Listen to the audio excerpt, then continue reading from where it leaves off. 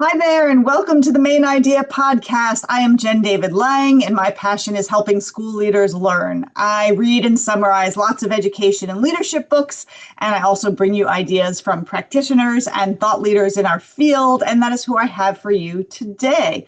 Today, we're going to talk about feedback for leaders, not from, but for leaders, and how AI can help make the process more streamlined, but also more effective.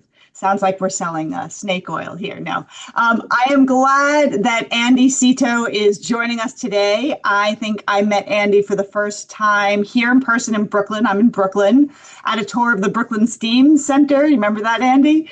Yes. Is an incredible place for New York City public high school students to spend half their day immersed in hands-on and skill learning in both manufacturing and tech industries while still attending their own regular high school for half the day. Anyway, I'm digressing, but Andy and I have so many people in common. It's strange we hadn't bumped into each other sooner. Andy is a professor of ed leadership while also serving as a district leader here in New York City. Not an easy feat. I know this guy, he works all the time. He's a former school leader. He's also currently taking his deep experience in instructional leadership, PD, and AI, and writing a lot of articles. And he even just told me he has a book coming out in a few days, which is very exciting. Congratulations. But that's why we're here today, to focus on one of his articles that was recently published in Ed Leadership. It's called 6 Steps to Turn Qualitative Data into Actionable Insights. So I'm so glad you're here today. Welcome, Andy. Thank you, Jen, for having me. And I'm a big fan of your work. And I think if you have not had a chance to subscribe to the main idea, go for it. It's helpful throughout my administrative career, but when I went for my doctorate, that's also equally helpful. So I want to thank you for that. Oh, of course. Thank you. Well, thanks for saying that. I did not pay you to say that. All right. I am a math person. I thought we would start today with a statistic. So I don't know if everyone knows, but only 15% of people are truly self-aware of themselves, although about 95% of people think they're fully aware of themselves, according to the organizational psychologist Tasha Eurich. So that means, Andy, chances are that you and I are not fully aware of how we're acting and the impact of our actions on others. So I'm wondering, what does this mean for school leaders if only 15% of them are truly self-aware in terms of what they need to do to get feedback from others? I'm sure school leaders are higher. They're probably at least 20, 25%. But talk to me about the importance of feedback for school leaders, for receiving feedback. Thanks for that. I think feedback is really important for school leaders for because real honesty is hard to come by in schools.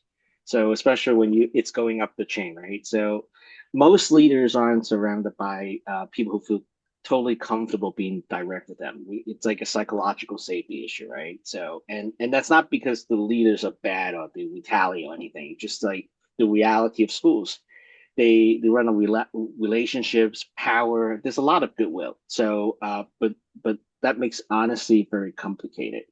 And so instead of honesty, what sometimes leaders get is politeness. So when you ask, like, what do you think? Well, yeah, it's great. Or agreements, like laughing at your boss's jokes. So, or worse, you don't say anything at all. And surveys can actually make honesty a little bit easier, but it looks like honesty, but they don't always force it. So like you take a survey, it's a 72% of staff agree with something, or score goes up and down, but those numbers don't really tell me why. So it's pretty easy to read the parts that you agree with and push back the parts you don't, and also like keep moving without really sitting in what's underneath. So I'll say I like in terms of feedback, I like open-ended responses, the comments that people take time to write. So Mm. that's where we are. It's those are stories, and there's a quote that I liked in the article: stories, frustrations, suggestions. I call moments of gratitude. That's where the real insights lived. Like it's not always clean and convenient, but that's where that's the feedback that I like to that I value the most.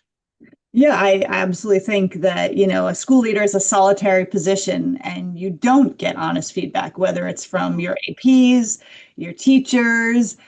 Sometimes families want to be on your right side. Probably the best feedback is if you've ever worked with middle school students, they're going to tell you if you've got some spinach between your teeth. Mhm. But no, it is a hard position to get real honest feedback from people. And also, it's difficult to take the time and get that feedback. I know that for a lot of leaders, they say, "Oh, my door is always open," and most people are not going to walk into the boss's office and say, "Hey, Andy, let me tell you what I think about what you did at PD last Monday," right? That's not Having your door open isn't the same thing. You have to actually dedicate time, like you're saying, to not only create a survey and administer it, but then there's time for teachers and others to fill it out, especially if you're saying you're a fan of the open-ended question. So this is all something that takes time, and it's also intentional. And it should be Mm. something as leaders we're doing throughout the year, but often we leave it for the end of the year. And when you're doing this in May or June, when we end schools in New York City, any feedback you get, you can't really turn around and do anything about it for months. So we're recording this right now in December, and I wanted to have you on to let people know this is a great time for leaders to ask for feedback because we can turn it around and start to make some changes in January when we're back in schools in just a few weeks. So that's why I thought I'd have you here to talk about this article again, which is called Six Steps to Turn Qualitative Data, meaning data from surveys that a principal could ask for teachers to give them feedback into actionable insights. So, why did you write this article? Tell us a bit about the problem it's designed to solve. Well, first, I want to say it's not just PD, right? As you said, so there's different types of surveys. But I originally wrote this article specifically about PD feedback. So Mm, like after PD sessions, like you get like a stack of papers and sometimes you get a Google form with a spreadsheet, but like it's like a mountains of responses. So it adds up really fast. So you have like 40 participants in session and each one writes 3 to 4 paragraphs of comments and feedback, and like those stay behind and they like write paragraphs, and that's a lot to go through, and it just for one session. yeah. Now the key thing is that I know what to do with it. I know what I'm supposed to do with that data. I'm supposed to read them carefully, look for patterns, sit with it, and use it to inform the next session. So as you mentioned, the reality is that readers are short on time, and so what happens? You skim, pull a few quotes, and like and you like sometimes you read what you want to read, and you get then good insight really gets lost. And it's just not PD, like as we mentioned, it's a staff surveys, the climate survey, the family feedback. Anytime you ask for open-ended questions, you end up with a large amount of text, and they're very good intentions but not good enough time and space to process it well. And I think that there's a better way to handle this. There's a simple way that I'm thinking about, like a protocol of some sort that respect people's feedback. And again, I'm thinking about those people who take the time, especially the time who at the end to fill out the survey and really want really meaningful about the work. But I also want to think about the want a process that fits the reality of leadership work. So that's why the article is what the article trying to offer a practical, repeatable way of going to work through qualitative feedback with AI. So it doesn't just sit there, and so leaders can actually use it to make better decisions. And by the way, I want to shout out like this. I this is the process is not original as the article suggests, and there's an article, there's a journal article, thematic analysis and artificial intelligence, a step-by-step process for using ChatGPT. It's Naeem Smith and Thomas. It's a wonderful journal article. It's a little dense. So my intention is that to sum it up into a practical process for busy school leaders, and that's why I and hope folks like it. No, that's great. I mean, that's what I try to do, right? I try to take longer books or denser ideas and turn them into practical ideas for school leaders. So I agree with that. And I really love your phrase about respecting people's feedback, because I think one of the worst things you can do as a leader is to ask for feedback and then do nothing about it. Even if you're well intentioned and like you said, you collect so much qualitative and maybe some quantitative data depending on your questions, and you just don't know where to start. So I like that your process helps with that. Um, do you we're going to go through the steps, Yeah. and I like how the title of the article doesn't even have AI in it, right? It's 6 steps to turn qualitative data into actionable insights. Before we go into it, does it matter which AI program you use for this? ChatGPT, Claude, Gemini, Perplexity? Does it matter? Uh, no, I would say that my choice is ChatGPT, but I think it works for any programs you choose, and I would try it out. I mean, see, as long as you're obviously aligned with the district policy, use things that sanctioned, and things like that. So, and we'll talk about a little bit. I guess Sure. we will talk about like guardrails and privacy Yeah, later on, right? we'll So, definitely get to um, that. And for the survey itself, are you talking collecting qualitative as well as, some multiple choice quantitative? Are you talking about using a Google form, Survey Monkey? So just tell us a little bit about the nuts and bolts before we get into it. in theory, it will work with any data that you collect. Even I would say that I specifically target is qualitative data, but I think in theory it would work with quantitative data too. So you probably have to tweak the process a little bit. But what I like about the protocol is that it's flexible, and quite frankly, you don't have to use a protocol at all. You can just like create a prompt and then dump it in, but that's not going to get the results. And then the key is that repeatable process, right? So, and I just want to formalize a little bit. And at the top of the call, I said I know what to do with it without AI. I supposed to sit with the data, go through it, look for patterns, and but but I think with AI, it's something new and something like I think a protocol would serve the purpose, right? So and also encourage people to try it, something a little bit more formal. So it's just like step by step. We'll go So through the steps in case, yeah. just to help people as they get more comfortable with using AI. So tell us about the first of your 6 steps, setting the leadership question. What does this mean? What do you do briefly? Sure. Sure. I think before I even let AI or any tools touch data, I scan the feedback to just get a feel for it and clarify what I really need to learn. So, if I want, like, say, for example, if I'm trying to see if the PD helped classroom practice or what part of it didn't land. So getting question clear keeps everything focused. So I'm not just reacting to the noise. So just get a feel of the data. So, but before we even get the data, it's important to assume that I said before, let AI touch the data, right? So there you also have to clean the data. That's again something that we will talk about. So at the top of the process, I assume that the data has already been treated. So Yeah, and also, it's one thing if you're asking for feedback after a PD session, but if I'm just asking feedback from teachers about my leadership, I might need to focus it, right? There could be a wide range of everything that teachers might say. So giving it sort of a focus. But right. you said you scan the feedback data, but in the article you say first. And what that makes me think of is an approach to AI that I think is very important, that I also have heard from others, which is a human first, human Mhm. last approach, which is that we have many years of experience. If you're watching this, you can see some of the gray hair in my head and Andy's. And, so we should be using our expertise first to look at data or information before asking AI and make sure we're touching it last as well, and never just saying, hey, crunch this qualitative data, spit back some suggestions. So I really like that you have that as the first step too. Well, the funny thing is that I can write the entire article without mentioning AI and without using AI at all, Yeah. and it would Yeah.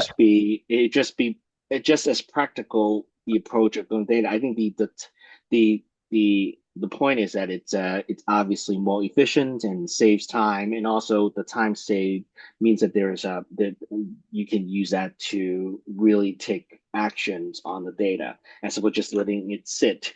So if I spend like hours on sifting through the data and then not have the time to deal with it, like that defeats the purpose. Yes. And I yeah. So Yeah, and so I you start by setting the leadership question, which could be anything from, what did you learn from this PD? Or how am I as a leader? Am I approachable? Am I giving effective feedback when I observe, teach it, whatever the focus is. And then your step two is to sort the feedback data into categories. So that's about coding. Can you share a bit about that step? Right. So I'm just very simple, very simple. Just like basically, I break the responses into buckets. So if I were to do it without AI, would just like you are coding. You right next to the evidence, you would like say, well, time for practice or content relevance or like pacing and things like that. So you tagging specific ideas and so you can see exactly what people are saying. Well, with AI, you get a first set of categories a lot faster than I would I would have ever done. So get the 40 pages worth of feedback. Remember, 3, 4 paragraphs each. It's a lot easy to go through with that with AI, and you can always adjust them to make sure they fit the context. So, but then the next thing the next thing after the buckets is that you're searching for themes. Like, so once you tag the data, right, you're looking for like the big patterns that tell a broader story. So, like, if you see a few tags that said pacing or lack of application, so you just, I'll write, if I would be writing this, I would say PD pacing will application. But again, like you can input a prompt asking for broader themes. So this is when the real that the real insight that you get real insight, just some random comments. So uh sorry, No, no, no, that's good. No, I so, went to next so I went to next step. no, that's fine. So in a first run, right, you're writing down the specifics, like what's the idea? So someone says, um, the check-in took a half an hour, right? Or we ran out of time at the end of the PD. Like all of those would be the categories, but then the larger theme is either time or pacing of the Mhm. PD session, right?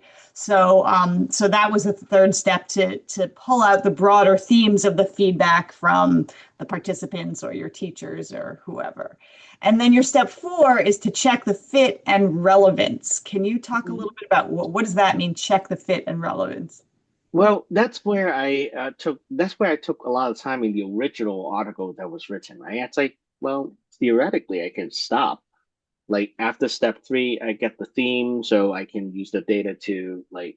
But well, why do we want to go back? Why do we want to check for fit and relevant? So this is a confirmation. So reality check. I just want to make sure that I get to go back to raw feedback to make sure the theme is actually supported by multiple voices and just one person saying it, so it's not a just outlier. But it's important to have those outlier too to see like but I'll hold on to that. But like the key is to look for multiple voices of everybody saying the same thing because you can't fix everything.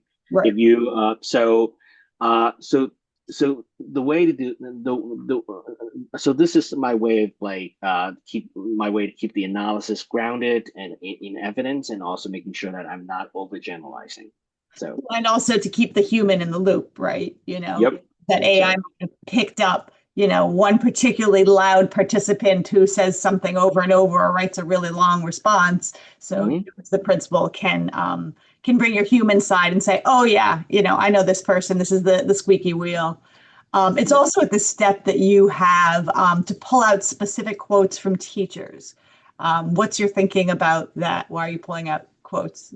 Well, first of all, I wouldn't know which teacher, right? So again, I cleaned up the data, but I want to I want to back it up with some real voices, because it's also in a way to check see if AI hallucinates. So I go back to data and say whether it's backed up by actual evidence. So that's my way of go about like confirming that. You can do spot check, you do as thoroughly as possible. As I said, you can stop at step three, but like step four and five, and I'm alluding to five right now, just like once you confirmed, well, then those themes are now your go-to, right? And and just making a little bit more concise. It just if you want to put on a slide or something, that's and keep it meaningful, and you But share let me that just data, highlight that's that for fine. people. So you're Yep. talking about step five, which is to define and name themes. And Yep. so this step, and first of all, I appreciate that you're humble and say people can just follow what I'm suggesting to step three. They don't have to do all of this. But defining and naming themes from the feedback kind of reminds me of like the concise names that Doug Lemov uses, like really quick, like cold call or no opt out, or everybody writes so that everybody knows what you're talking about. So is that kind of the idea of like sort of quick? Yeah, I would say that like I was like once you have a little bit more clarity and confirmed, I think giving a concise name so anyone on the team can immediately grasp like, oh, PD pacing limits application, for example, so that you get like you get a theme that is communicable for and short enough for a slide and it's meaningful, and if you want to do something with that information you can. So but so it's also another way to confirm these themes.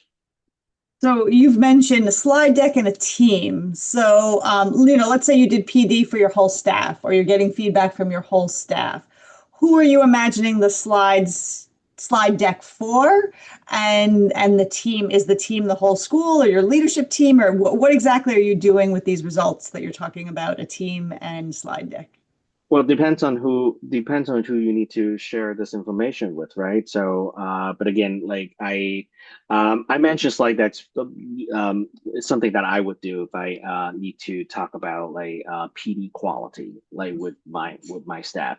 But it could be on a report, it could be like it could be conversation that you have. So that again, the key is to make it clear to your to whoever your audience is. So. And also, it's important not to have too many themes, right? So it's you want to keep it. You want to keep two, maybe I would say no more than three themes. So again, you want to have the time to fix these issues too. Yeah, I mean, I think, well, two things. One, having a limited number of themes, which are going to lead to your actions, shows that you actually might do something with the feedback, right? Because if Mhm. there's 10 takeaways, there's no way you're going to make 10 substantial changes to whatever you're doing. And Right. then to me, the slide deck, first of all, if you're showing it to your teachers, you're really showing that you've listened to the data, you've crunched the data, you've examined the data, you've spent time with it. And I always say that it's important for leaders not just to solicit and collect data, but to be, I'm sorry, feedback, not to just solicit and collect feedback, but to be noisy about the feedback. And so having a slide deck is a way to be noisy about it. And then the idea of sharing it possibly with a leadership team, right? Because you don't do PD or whatever on your own, you're not the only leader, connects to the last step.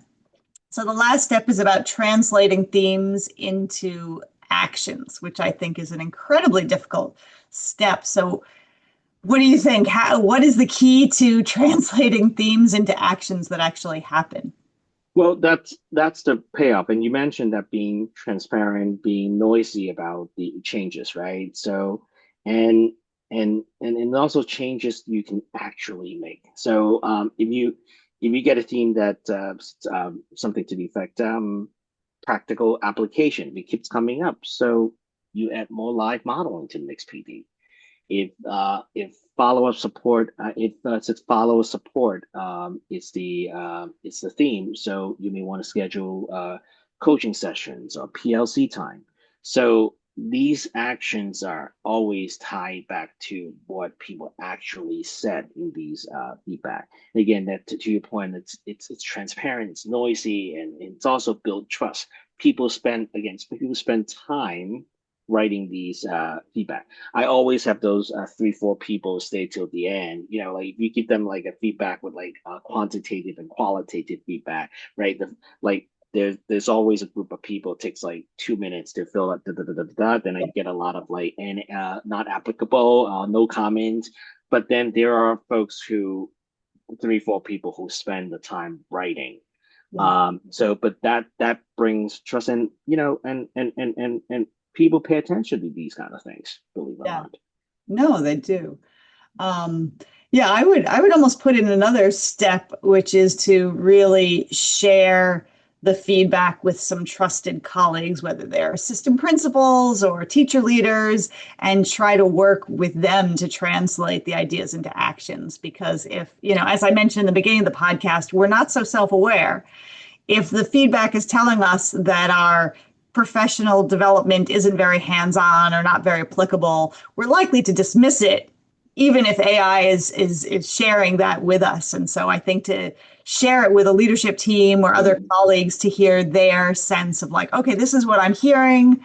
Is this what you're hearing? What do you think would be a good first step? Or even bring it back to the teachers. This is the feedback, but can we work together to create some first steps, because making that change does seem hard, and that is absolutely out of AI's hands, other than the suggestions, but the actual implementation of those changes. So I think the biggest thing about being honest is about like the biggest thing is being honest about what you're willing and not willing to change. So you have to be Mhm. honest. So the fastest way to lose trust is to collect feedback. You do the analysis and you put like a beautiful slide and you share that and then do absolutely nothing about it. So if like at the end of the day, insights only matter if you show up in practice. Otherwise, it's just analysis. So and again, I said earlier, people can feel the difference. Yes. Um, you're just wasting the time by being, and that's also one of the reasons why you only get a few like staying behind, giving you that giving you that qualitative feedback. But if you're committed and you so communicate that you're going to make changes, you may have better feedback data. You may get that honesty, so you can do real improvement, and these changes show. Well, I think what you said about being honest about what you can or are willing to change, I think that's helpful too. So, you're going to hear feedback that says, what we need more time. How often do you hear that, right? Whatever it is, we need more time. Teachers need more time. Schools need more time. You can't magically make more time appear. So you can say, I can't just magically have a 3-hour PD session instead of one, but we can talk about taking some duties off your plate, or we can talk about scheduling a follow-up PD, or, but I think just honestly saying, these are the things I heard you say. Some of them we can do, some of them Mhm. we can't. That goes a long way toward building that trust. So go ahead. Yeah, Andy. Yeah. I think it reminds me of an article I recently wrote about icebreakers, actually. So it's called Rethinking Icebreakers. So well, I kind of like make a compromise, right? I recognize the need for it. I think there's some virtue to it, but how long you can spend on it. Because a lot, like one of the feedback that I have from participants said, well, we spend a little too much time introducing ourselves. So, and then you go back to, well, there's not enough time to do the real work. Well, let's go back to how we start the day. Mhm. So I think that, I think that that helped with you if we listened but in order for that point to lift up, we have to encourage honesty. So because it's very hard for people to sometimes I think it's very hard for people to say something like kind of like positive, right? Well, icebreakers stink. So, but if you encourage that honesty, and it may show up, and it will it makes a difference. So If you are going to encourage your teachers to be honest in their feedback, you have to be sure not to shoot the messenger. And a lot of it Absolutely. has to do with how you respond. So if you respond positively, this was not easy for me to hear. The majority of you say that I am not spending enough time in classes, and I thought that I was, and this was really hard for me to hear, but I hear you. And so how we respond has a lot to do with how honest our staff members are going to be in their feedback moving forward. And an aside about your article about icebreakers, someone said to me recently, what a terrible name, because it's suggesting that there's ice to be broken. We should Mm. call them connectors, not icebreakers. But anyway, we're digressing again. So the last point in your article is about privacy, right? So obviously, teachers, staff members, they're trusting you and putting their feedback, they're writing it down. So what do we need to do about privacy? And what do you suggest? Well, so there's an obvious point about I think before I even dive into the AI side of things, is that Yeah. I think leaders should be very transparent about the the feedback process in plain language. So you want them to be honest, right? You can't if you can't clearly say how the feedback is used or how it's not being used, so Mm. you probably shouldn't be doing it. So it's important to think about like that data is improvement data, not evaluative data, so that you encourage the honesty that goes into it. And um, so privacy is not optional, Yeah. and that goes with whether you're doing qualitative or quantitative, right? So, but that now I go into the AI side of things that has to align with your district policy, and again, that also means that privacy is not optional. And the article didn't go into it's about like the privacy. I have a lot of experts who can a lot of experts that I know can do better job than I can, but align with the district policy with the data. So that means you make sure that the personal identified information doesn't show up in data before you use AI to run with it. You're making sure like you're looking for patterns and not individuals, and also be very clear who has access to the data. So that's also Mm. important. So like there's also like one thing that I noticed when we hand out hand out these PD evaluation forms, sometimes like when the way we collect them, it's like I was like a little problematic how we collect them. So it's Yeah, I'm not sure if they want to hand it to you or they just leave it exactly. on on a table. I prefer the Q now these days. I prefer like placing QR code, making sure that people like just they can do that without like um without handing a piece of paper Yeah, to the facilitator. So yeah, again, that encourage the honesty aspect, right? yeah. And I Breach of trust yeah, if you're asking for honesty and then you're, collecting their private information and sharing it. That would be a lot. yeah. Are there any other uses of this six-step protocol for going through qualitative data that you could imagine leaders using, or is there some way you could imagine teachers using this as a way to look at qualitative data? Well, I started off as PD, but it can be like there's wide the wide ranges of use for this process, and I also think that it's the process itself. It can be adapted to like I think it's flexible. So and I did it with somebody else's process, so I'm Yeah, sure I know that teachers and leaders can sure. do that too. But Yeah. I also think that teachers already doing parts of this. So whether they're doing reading student reflections or family feedback or any reviews or like they're already working with some type of qualitative data. Yeah. So the point of this is to slow down the process a little bit. Like so instead of just reacting to one comment or comment that you kind of fixate on. So Mhm. like teaching is the case you can teaching is the case you can look for patterns and instead of feeling like being discouraged or defensive that like what's this telling me about instruction and or your classroom setup. So the key is not adding more work. It's about making better use of feedback in making small intentional adjustments in a meaningful way and efficiently too. I So like that the 6 steps, on the one hand, you see AI, so you think about speeding up, right, the process of right. looking at feedback data, but then you're really saying it's also slowing you down, right? So, imagine a teacher using this with a class of 30 students, getting some feedback. And of course, we all have a negativity bias, right? So if one kid says, you're really mean, Ms. David Lang, or something like that, that's what you remember. That's what you go home and you tell your family members. But you're right, by slowing down and going through all of these steps and coding and pulling out themes, maybe it will help us have a more well-rounded and accurate view of what the feedback says. But I'd love to see teachers doing this as well, because as we know, students are very good when it comes to knowing what teachers are doing well and not well and what could be done to improve. And it takes a lot of time. We're busy, teachers are busy. They don't have time to meet with students one-on-one all the time.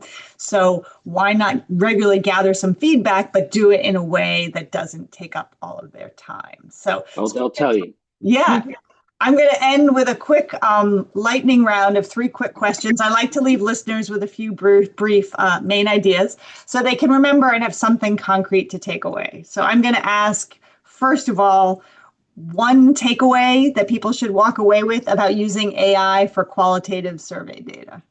So I would say the value of AI, I think I alluded to that, isn't about just analyzing the data faster. I think that's important too. But I think the value of this work, the protocols help leaders to stay with the feedback longer. And especially when there's a lot of it, so you can have the time to do what you need to do, which is making improvements.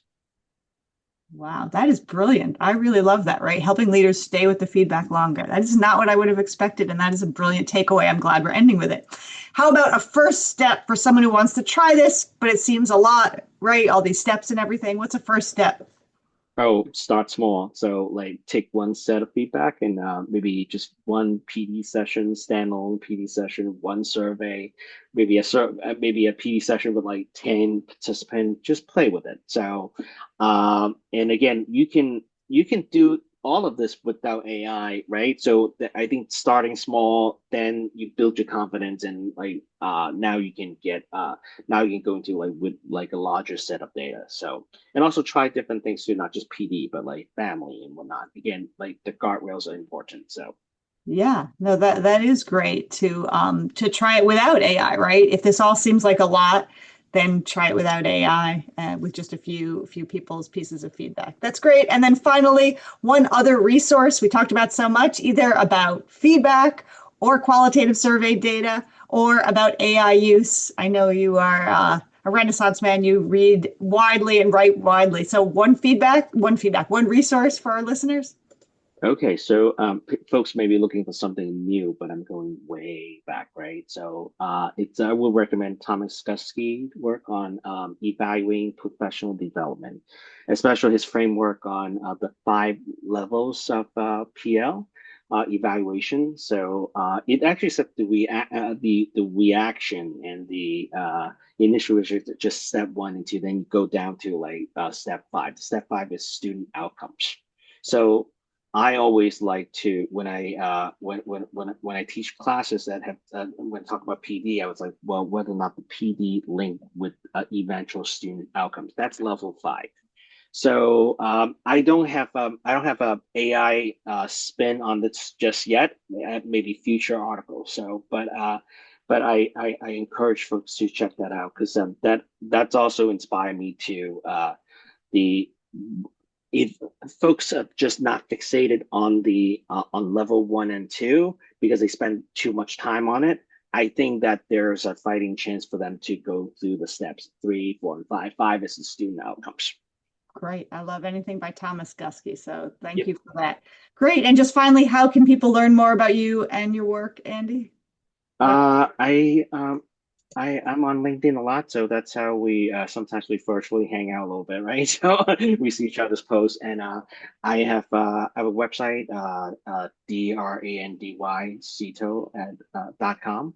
So that's where I post my writings, and I have a book coming out for emerging new leaders called "Leading Up Before the Title" by the Worthy Educator Press. So coming out in a few days.